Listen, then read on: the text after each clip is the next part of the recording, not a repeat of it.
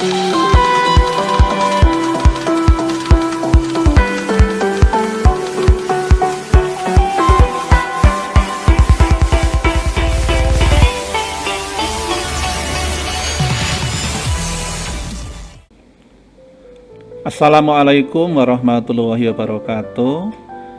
Halo anak-anak semuanya, khususnya kelas 8. Ketemu lagi dengan Pak Agus melalui channel Matematika 100. Anak-anak, kali ini kita akan mempelajari tentang statistik dan statistika. Ya, apa itu? Mari kita ikuti pembelajaran berikut. Nah anak-anak, berbicara tentang statistik dan statistika ini insya Allah kalian nanti pasti akan ketemu ya kalau nanti melanjutkan sampai jenjang pendidikan tinggi, karena ini berkaitan dengan penelitian ya. Jadi kalau sebelum kalian jadi sarjana nanti kalian harus melakukan penelitian dan nanti akan ketemu dengan statistik ataupun statistika. Baik, mari kita awali anak-anak.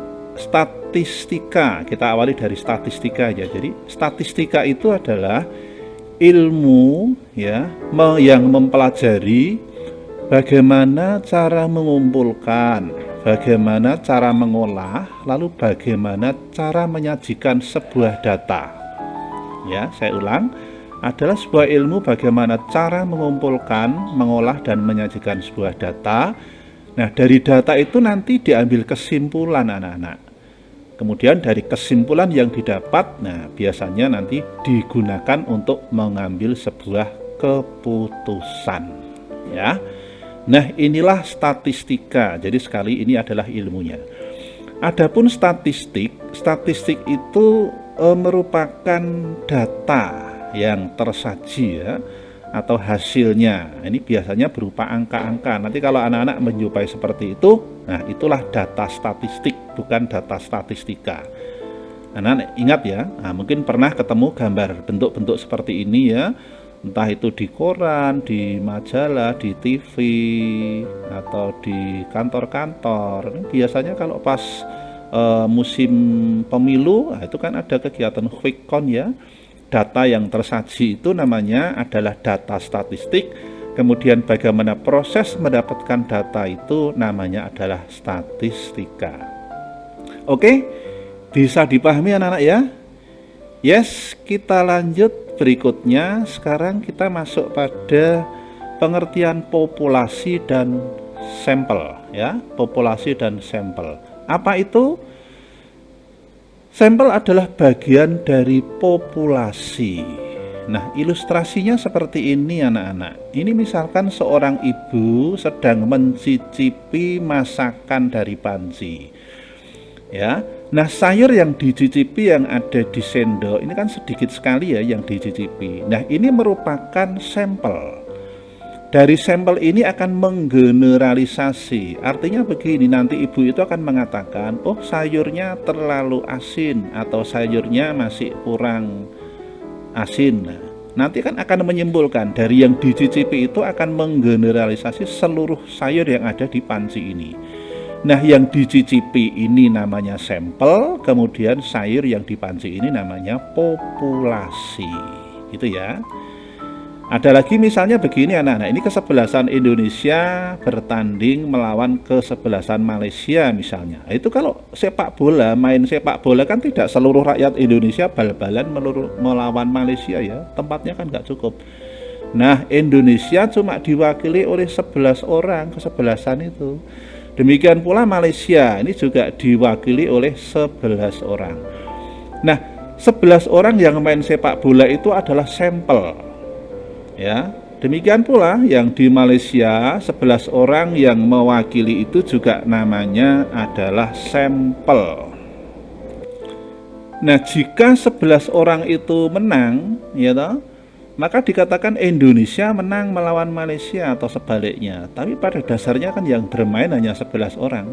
Nah, 11 orang itu disebut sampel, sedangkan seluruh rakyat Indonesia atau Malaysia yang diwakili itu adalah populasi. Ya. Nah, lagi misalnya anak-anak ini adalah apa ini? Orang akan air ya. hanya yang ada di tangan ini seorang sedang mengambil air di dalam sungai atau dari sebuah danau akan diadakan penelitian. Nah, sedikit air yang ada di tangan ini adalah sampelnya anak-anak. Misalkan nanti akan diteliti ya kandungan bakteri apa saja. Nah, itu nanti akan disimpulkan, oh di sungai ini mengandung banyak bakteri apa misalnya saja. Ya, atau di danau ini banyak bakteri apa. Lah, ini sampel seluruh air yang ada di sungai ini namanya populasi. Ini apa ini anak? Wah, ini darah ya. Kalau kita akan menguji golongan darah kita, maka yang diambil hanya setetes saja. Setetes itu nanti akan diperiksa di lab dan nanti disimpulkan golongan darah kita misalnya A, B, O atau AB. Jadi kalau dibutuhkan darah tidak seluruh, wah misalnya nanti tangan kita disobek darahnya dikucurkan, kan mengerikan sekali. Hanya setetes darah itu adalah sampel, sedangkan seluruh kandungan darah yang ada di dalam tubuh kita adalah populasi. Ya. Gimana, paham ya? Itu ilustrasi bagaimana pemahaman tentang sampel dan populasi. Jadi sampel adalah bagian dari populasi. Ya, bagian dari populasi yang diambil sebagai objek penelitian dan dijadikan dasar dalam pengambilan keputusan, ya toh? Jadi ini tadi kan dikatakan, oh golongan darahnya AB, ini kan udah diputuskan. Oh, Indonesia menang, ya, misalnya. Oh, ini masakannya sudah pas, kan begitu. Oh, di sini mengandung apa misalnya saja tadi ya di dalam air itu ya banyak virus atau ada tidaknya itu kan disimpulkan di situ.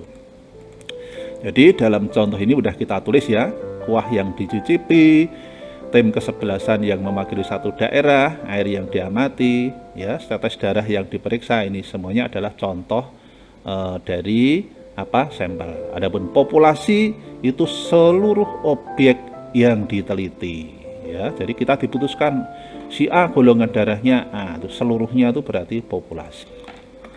Nah, sekarang Pak Agus kenalkan data random atau acak.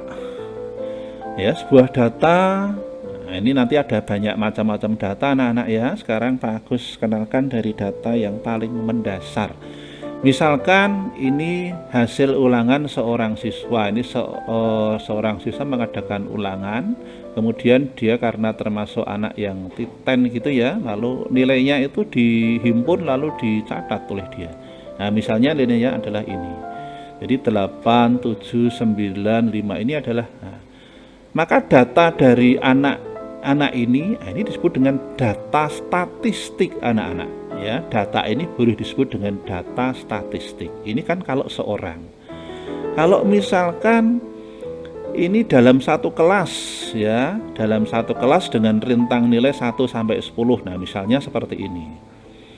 Ya, ini adalah daftar nilai hasil ulangan dari satu kelas dengan rentang nilai 1 sampai 10 seperti ini. Kemudian ini adalah data hasil panen, misalnya panen padi gitu ya, dari suatu wilayah ini dalam satuan ton. Jadi data-data yang tersaji seperti ini disebut dengan data statistik anak-anak. Ya, ini tidak disebutkan dari wilayah mana, tetapi ini kan disebutkan data angka-angkanya saja. Selanjutnya anak-anak, data hasil ulangan misalkan ini dalam rentang 1 sampai 100. Nah, kalau di sini tadi 1 sampai 10, sekarang 1 sampai 100 ya. Nah, saya beri contoh misalnya seperti ini. Nah, ini disebut dengan data acak. Acak itu ya sudah, pokoknya kita tulisnya secara acak ini. Nah, ini adalah nilai yang diperoleh siswa dalam satu kelas. Nah, nanti tentu dalam pengamatan tidak hanya satu kelas ya, bisa 2 kelas, bisa 3 kelas, bisa 1 sekolahan. Bahkan bisa siswa dalam satu daerah itu bisa kita amati ya. Nah, nanti ada caranya. Nah, cara itu nanti yang disebut dengan statistika. Adapun data-data seperti ini disebut dengan statistik.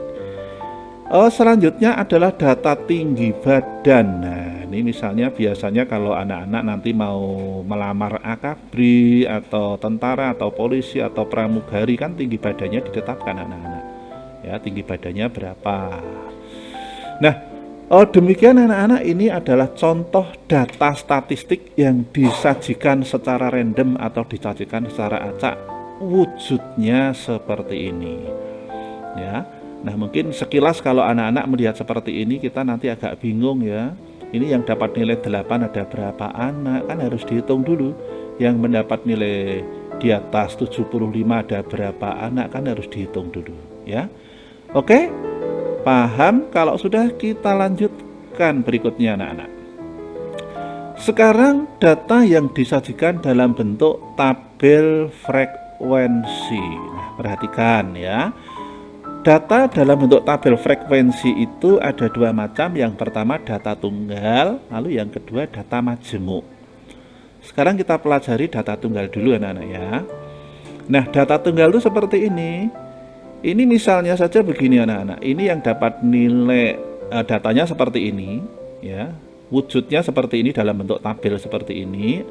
Anak-anak memahaminya begini, yang mendapat nilai 4 ada 3 orang. Yang mendapat nilai 5 ada 6 orang. Lah ini akan tentu sekilas lebih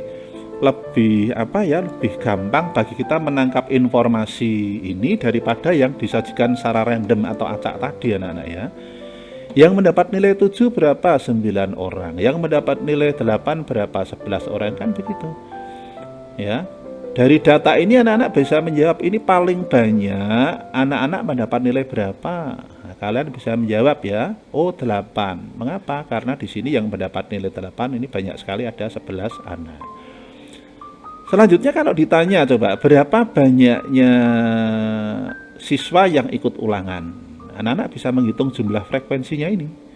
Coba kalau kita hitung berapa ini ya, 10 ya, 10 ya toh, kemudian 20, 30, 40 ya anak-anak ya. Nah, ini ada 40 siswa.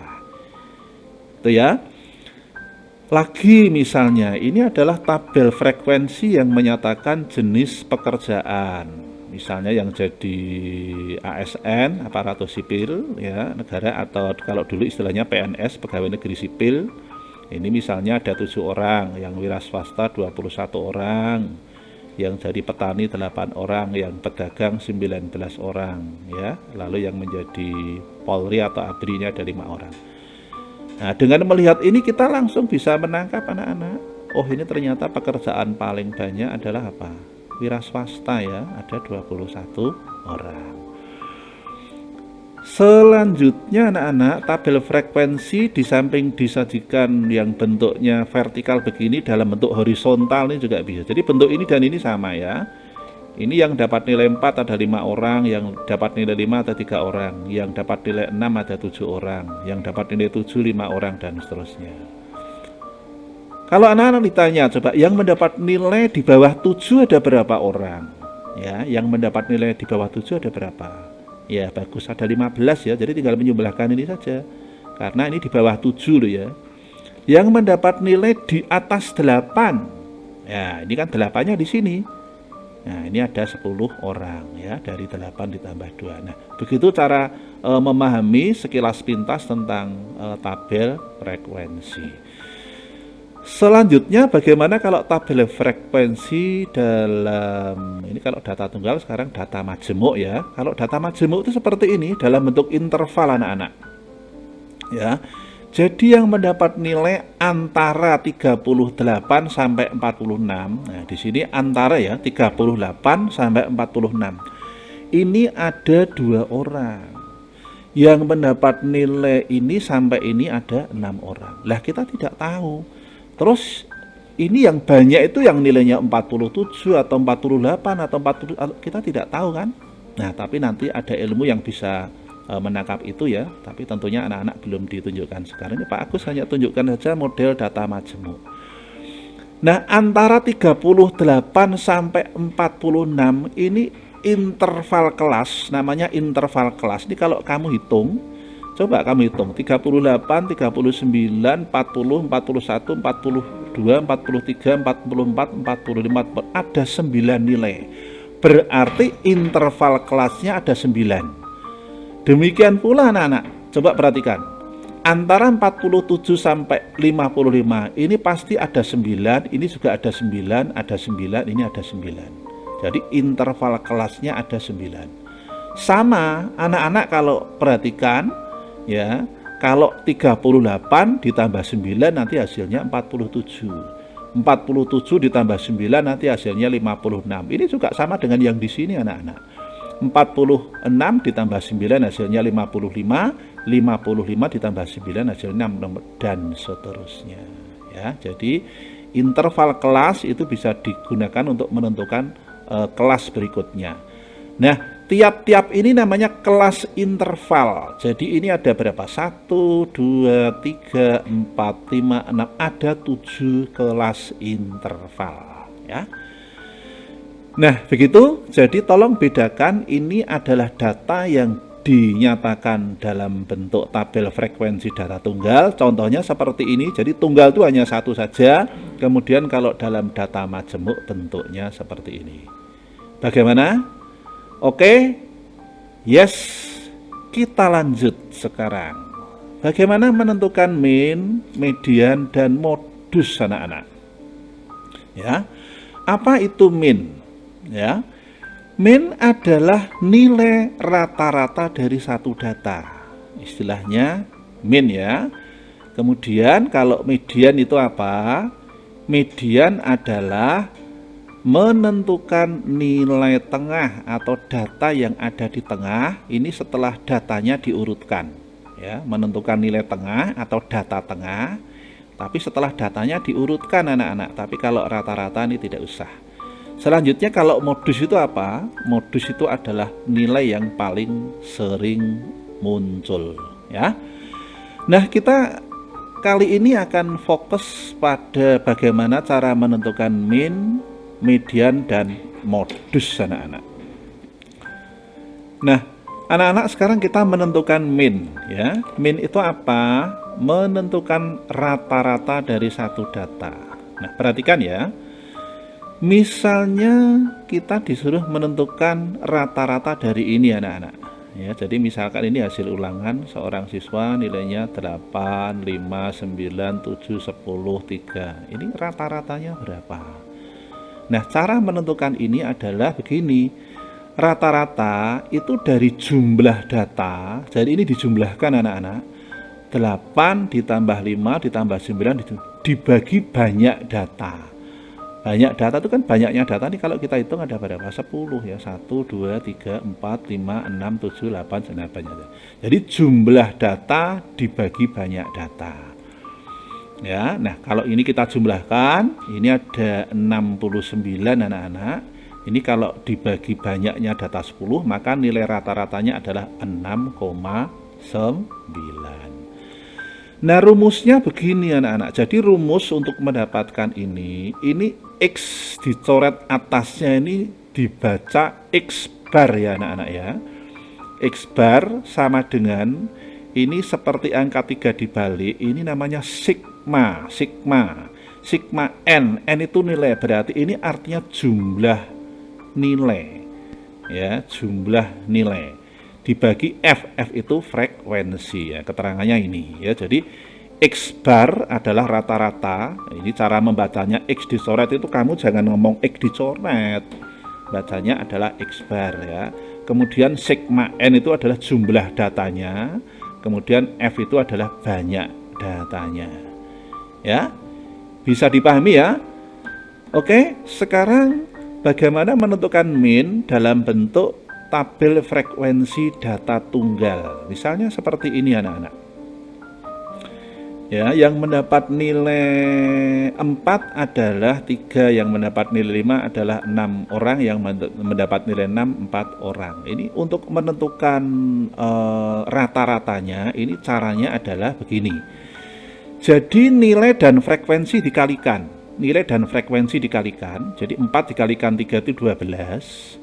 5 dikalikan 6 30 ya, 6 dikalikan 4 ada 24 dan seterusnya ya.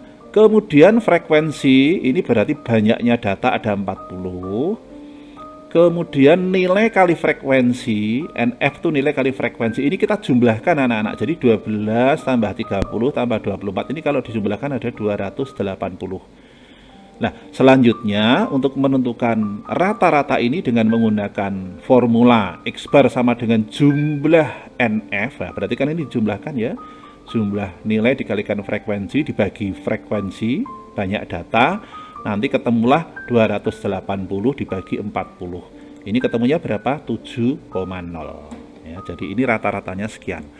Jadi rata-rata datanya 7,0.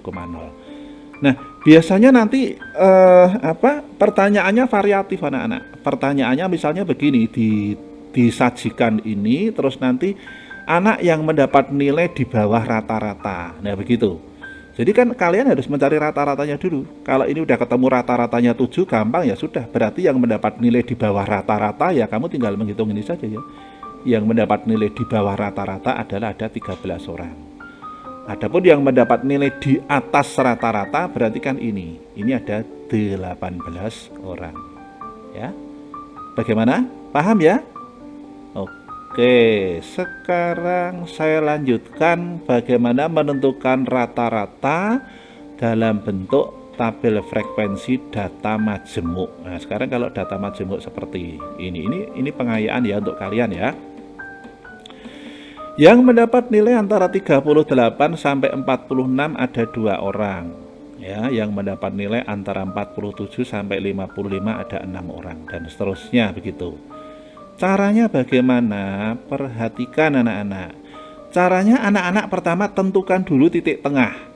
Jadi antara 38 dan 46 coba kamu urutkan ya. 38, 39, 40, 41, 42 dan seterusnya sampai 46. Nanti kan angka tengahnya itu 42. Sama anak-anak. Ya. Angka yang di tengah-tengah antara 47 dan 55 itu adalah 51. Angka yang di tengah antara 56 dan 64 kan 60. Ya.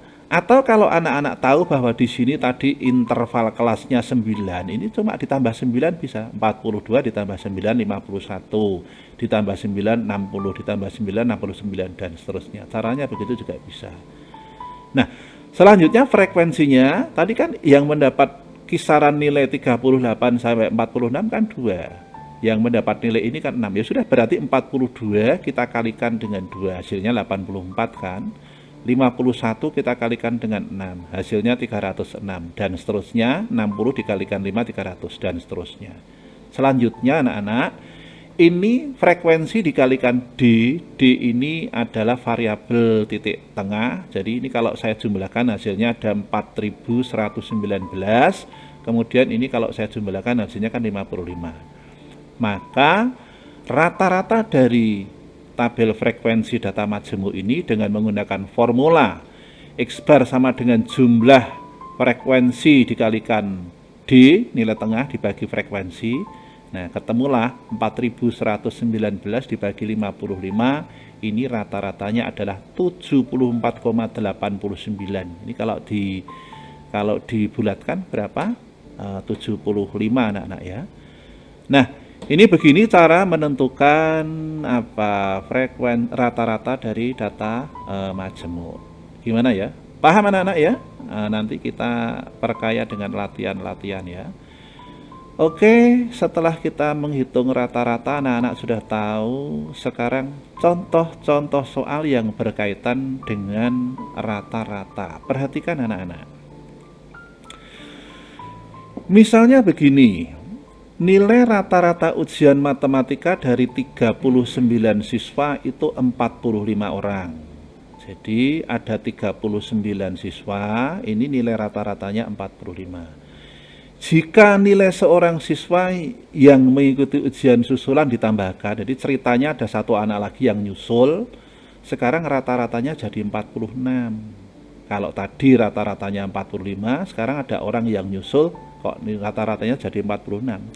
Pertanyaannya, berapa nilai siswa yang mengikuti ujian susulan tersebut?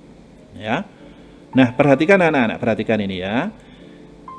Rata-rata di sini kan X bar 39 itu artinya rata-rata dari 39 anak itu ada 45. Ini kan di sini ya. Kemudian rata-rata dari nilai total. Nah, rata-rata dari nilai total artinya ini setelah yang susulan itu ikut nimbrung, itu rata-ratanya jadi 46. Nah, yang ditanyakan kan nilai siswa yang nyusul itu berapa, kan begitu. Nah, ini solusinya begini anak-anak. Jadi rata-rata nilai total itu sama dengan 39 dikalikan 45. Ini kita asumsikan setiap anak ya nilainya 45. Sehingga ada 39, maka 39 dikalikan 45. Caranya begitu. Ditambah NS, nah di sini adalah nilai anak yang nyusul itu tadi ya. Kalau dibagi 40 hasilnya 46. Kan begitu. Jadi soal ini kalau saya pindah dalam bentuk matematis, bentuknya seperti ini. Saya ulang, ya, naskah soal ini kalau saya pindah dalam bentuk matematis seperti ini. Ini kalau kita selesaikan, maka 39 dikalikan 45 ditambah NS sama dengan, nah ini kali silang anak-anak, kali silang. Jadi 40 dikalikan 46. Kita tahu ya 39 kalau dikalikan 45 hasilnya 1755 ditambah NS sama dengan ini. Maka NS ya ini ya toh 1800 ini dikurangi ini. Sehingga NS nilainya adalah 85. Bagaimana? Bisa dipahami anak-anak ya? Oke? Nah, sekarang Pak Agus berikan contoh lain. Ya, contoh lain. Ini ada dua kelompok. Misalnya kelompok A jumlahnya 20 orang, nilai rata-ratanya 83. Adapun kelompok B jumlah siswanya ada 30, ini rata-ratanya berapa? 80. Nah, kalau kedua kelompok itu digabungkan, nilai rata-ratanya jadi berapa? Ini juga sering muncul ini anak-anak ya. Perhatikan bagaimana cara menyelesaikan. Nah, diketahui X bar A itu artinya rata-rata dari kelompok A ada 80 ya. Kelompok A tadi kan 20, berarti rata-rata dari 20 orang ada 83. Rata-rata dari kelompok B yang jumlah siswanya 30 adalah 80. Nah, sekarang kalau ditanya X total itu artinya apa? A dan B kita gabung. Nah, berapa? Mudah sekali. Jadi rata-rata totalnya adalah 20 dikalikan 83. Ya, kita estimasi tiap anak nilainya 83, begitu saja. Kemudian yang satunya 30 dikalikan 80, kita estimasi tiap anak nilainya 80. Di sini ada 30 anak. Dari mana angka 50? Nah, kan siswanya sekarang menjadi 50, berasal dari 20 tambah 30 kan. Nah, sehingga ini ada sama dengannya ya, seharusnya tidak perlu ya, tapi udah terlanjur enggak apa-apa ya, dimaafkan ya. Jadi 20 dikalikan 83 ada 1660 ditambah ini, kemudian dibagi 50. Ya. Nah, nanti menjadi, ini kalau dijumlahkan berapa? 4060 dibagi 50. Ya, hasilnya berapa ini anak-anak? Oh, ternyata hasilnya adalah 81,2. Nah, sehingga kelompok A dan kelompok B ini kalau digabungkan nilai rata-ratanya jadi 81,2. Gimana? Paham ya? Oke anak-anak, saya lanjutkan lagi sekarang bagaimana untuk soal berikutnya ini ya. Dalam satu kelas jumlahnya ada 30 orang. Rata-rata nilai siswa putri ada 80 dan rata-rata nilai siswa putra ada 75. Nah, jika rata-rata nilai siswa putra dan putri itu digabungkan, berarti nilai dalam satu kelas ya, ini sekarang totalnya menjadi 77 rata-ratanya.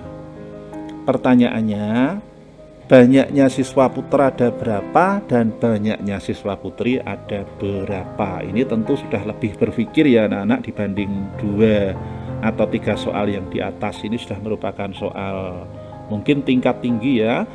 Ini juga sering keluar di ujian-ujian bentuknya seperti ini.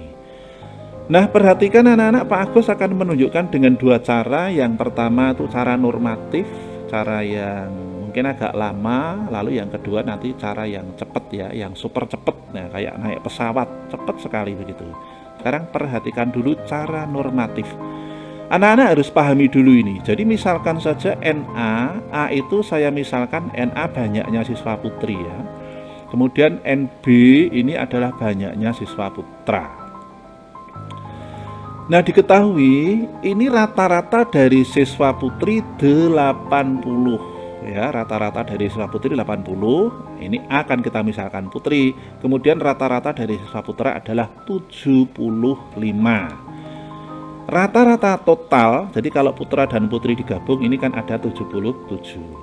Nah, yang ditanya banyaknya siswa putra berapa, putri dulu ya, putri berapa dan putra berapa. Ini anak-anak pahami dulu dari soal yang tertulis dalam bentuk narasi seperti ini kalau kita pilah-pilah bentuknya seperti ini. Oke, sekarang kita mulai tulis bentuk matematisnya anak-anak ya. Jadi rata-rata total kan tadi 77. Itu diperoleh dari apa? Banyaknya anak putri dikali 80 ditambah banyaknya anak putra dikali 75 dibagi banyaknya anak putri ditambah banyaknya anak putra, kan begitu? Ya kan? Nah, sekarang kita lanjut. Berarti ini ekuivalen dengan apa? Ya, banyaknya anak putri kali 80 ditambah banyaknya anak putra kali 75 sama dengan ini dikali silang anak-anak. 77 dikalikan ini. Maka kita peroleh ya 80 dikalikan NA. Loh, ini kok tiba-tiba bisa begini Pak? Nah, ini kan kita kalikan. Ini kan kalau kita tadi kan 77 NA kan positif. Kalau saya pindah sini jadi lambangnya negatif. Kemudian di sini 77 ke NB, di sini 75 kan kalau saya pindah kanan menjadi negatif ya. Hati-hati ya, enggak usah bingung kalian ya. Nah, selanjutnya dengan mudah kita tulis 80 NA kalau dikurangi 70 berapa? 80 dikurangi 77 berapa hasilnya? Yes, betul, 3 NA. Di sini kalau 77 dikurangi 75 adalah 2 NB. Nah, tulisan ini kan bisa kita tulis. Nah, ingat falsafah aku jauh, engkau jauh, aku dekat, engkau dekat ya. Nah, jadi kalau ini saya kalikan kan kembali lagi. Yang dekat 2 dikalikan NB kan 2 NB. Lalu yang jauh kan NA dengan 3.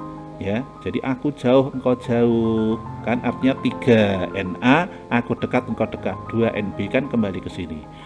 Itu artinya NA banding NB sama dengan 2 banding 3. Selesai. Ya, berarti kita dengan mudah bisa menjawab NA adalah 2/5. Dari mana 5? Ya tinggal jumlahkan saja. Ya, dikalikan 30.